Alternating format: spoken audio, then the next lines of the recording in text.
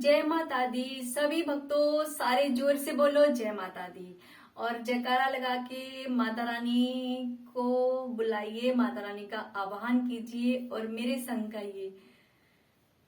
माता दे दरबार जोता जग रहिया, सच्चाए दरबार शेरा वाली दा, सच्चाए दरबार शेरा वाली दा।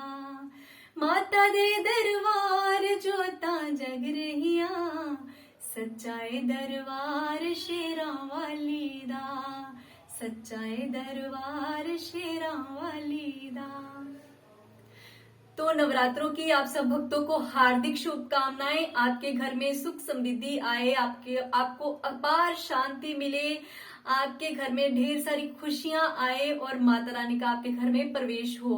तो इसी के साथ हम शुरू करते हैं आज माता रानी के 9 रूपों की चर्चा और माता रानी के कौन कौन से 9 रूपों की पूजा की जाती है नवरात्रों के 9 दिन में और माता रानी के ये 9 रूप कैसे प्रकट हुए। तो चलिए आज हम बात करते हैं पहले नवरात्रे से लेके 9वें नवरात्रे तक। तो हम पहले नवरात्रे में माता शैलपुत्री की पूजा करते हैं। माँ शैलपुत्री, दूसरी माता ब्रह्मचारिणी, तीसरी चंद्रघंटा, चौथी कुष्मांडा, 5वीं स्कंद माता, छठी कात्यायनी, 7वीं कालरात्रि, 8वीं महागौरी और 9वीं सिद्धिदात्री है। यही 9 रूप है जिनकी हम नवरात्रों में पूजा अर्चना करते हैं। तो जो भक्त सच्चे मन से माता रानी की पूजा अर्चना करते हैं, माता रानी को अपना आप समर्पित कर देते हैं, माता रानी उन पे बहुत प्रसन्न होती है और उनको अपार खुशियां देती है। और हमारी माता रानी का कहते हैं ना कि जन्म प्राकट्य इसीलिए हुआ है कि धर्म की स्थापना करना और भक्तों के कष्टों को दूर करना। तो इसकी एक और भी कथा है जो मैं आपको सुनाऊंगी। कल की अवतार और माता वैष्णवी जी के अवतार की कथा, वो भी मैं आपको सुनाऊंगी, जरूर सुनाऊंगी। और पहले हम बात करते हैं माता रानी के 9 रूपों की, जो मैंने आपको 9 रूप बता दिए हैं और 9 रूप कैसे प्रकट हुए इस पे अब हम चर्चा करते हैं। तो पहला रूप माता शैलपुत्री जी का है। जब सती माता जी सती होके दूसरा जन्म लिया था माता रानी जी ने, तो हिमालय राज शैलराज के घर में जन्म लिया था। तो जो हिमालय राज थे उनका जो नाम था वो शैलराज था, तो इसलिए उनका नाम शैलपुत्री पड़ा, क्योंकि वो उनके पिता थे तो उनका नाम भी उन्हीं के नाम से विख्यात हुआ, शैलपुत्री। और माता रानी जी को पार्वती माता के नाम से भी जाना जाता है। और दूसरा रूप माता रानी का है ब्रह्मचारिणी माता का रूप।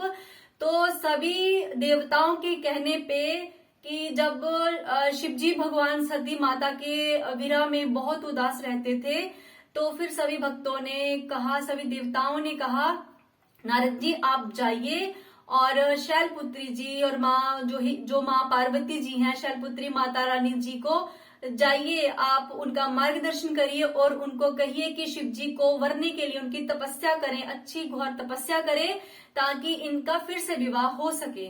तो भगवान अपने उस विरह को, मतलब जो उनके लिए उदास रहते थे माता रानी के लिए, तो फिर से उनका मिलन हो। तो इसलिए उन्होंने बहुत घोर तपस्या की, हजारों वर्ष तक आंधी तूफान कितने बहुत सारे ऐसे मतलब कि मौसम आए जो माता रानी ने अपने ऊपर पूरे बरसा लिए, लेकिन माता रानी की भक्ति में कोई बाधा नहीं पड़ी। और माता रानी इतनी घोर तपस्या करते करते इतनी शक्तियां, इतनी तप, उनके तप से इतनी शक्तियां उनमें आ गई कि माता रानी को ब्रह्मचारिणी का नाम दिया गया। माता रानी ब्रह्मचारिणी के नाम से विख्यात हुई, जिनके एक हाथ में कमंडल और दूसरे हाथ में जापमाला होती है, तो माता ब्रह्मचारिणी के नाम से विख्यात हुई। तो जब शिवजी माता रानी के इस मतलब की तपस्या से प्रसन्न हुए, तो शिवजी भगवान ने उन्हें वरने के लिए कहा, मतलब उनसे शादी करने के लिए।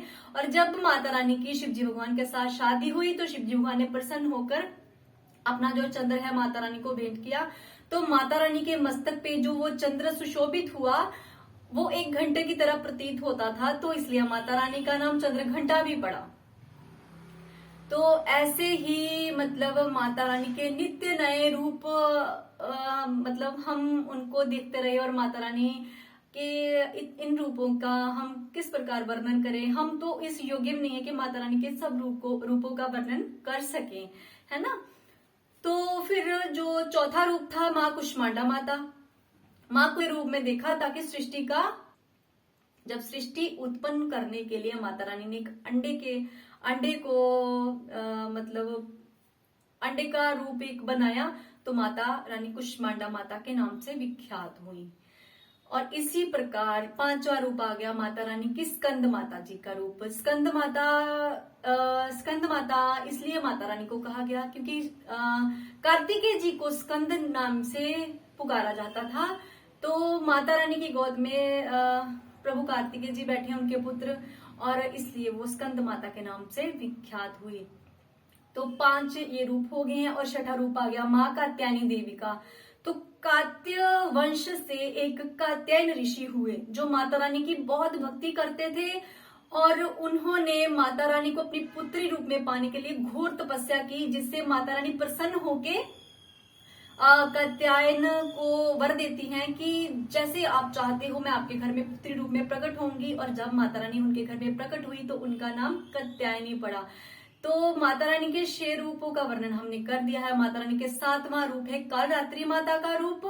और कालरात्रि माता का रूप जब रक्त बीज ने बहुत उद्यम मचाया था, तो रक्त बीज का वध करने के लिए महाशक्ति, जो एक कहते हैं ना कि माँ शक्ति ने अपने अंदर से एक काली माँ को प्रकट किया, और उनका जो कालरात्रि का रूप था देख के, भयंकर भयावह रूप देख के रक्त बीज जो घबरा गए, उनसे युद्ध किया, और माता रानी ने उनके मस्तक को काट के नीचे गिरा दिया। और नीचे गिराने से पहले माता रानी ने उनका रक्त एक भी बूंद नीचे नहीं गिरने दिया, ताकि कोई और राक्षस पैदा न हो। माता रानी ने वो सारा रक्त पी लिया। तो इसलिए माता रानी कालरात्रि के नाम से विख्यात हुई।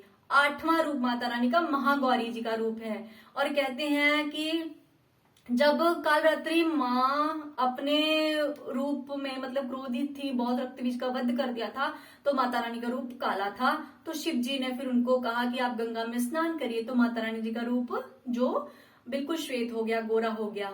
कुछ ये भी पुराने में लिखा गया है कि जब माता रानी जी ने ब्रह्मचारिणी के रूप में घोर तपस्या की तो उनका रूप काला हो गया था तब। तो फिर माता रानी जी ने गंगा जी में स्नान किया तो उनका रूप फिर से श्वेत हो गया, वो महागौरी के नाम से विख्यात हुई।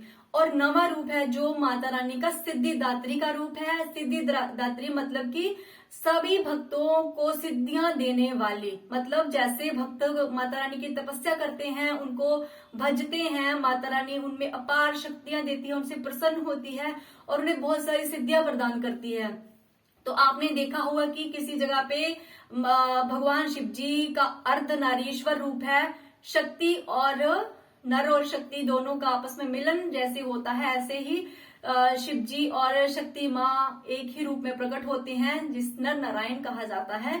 और ऐसे ही माता रानी का नाम सिद्धिदात्री पड़ा, क्योंकि भगवान शिव भी माता रानी की उपासना करते हैं, क्योंकि माता रानी के पास बहुत सारी शक्तियां हैं, सिद्धियां हैं। तो मतलब ये है कि माता रानी में अपार शक्तियां, अपार प्रेम, और जो माता होती है ना, वो पुत्र को पुत्र हो जाता है, माता को माता नहीं होती।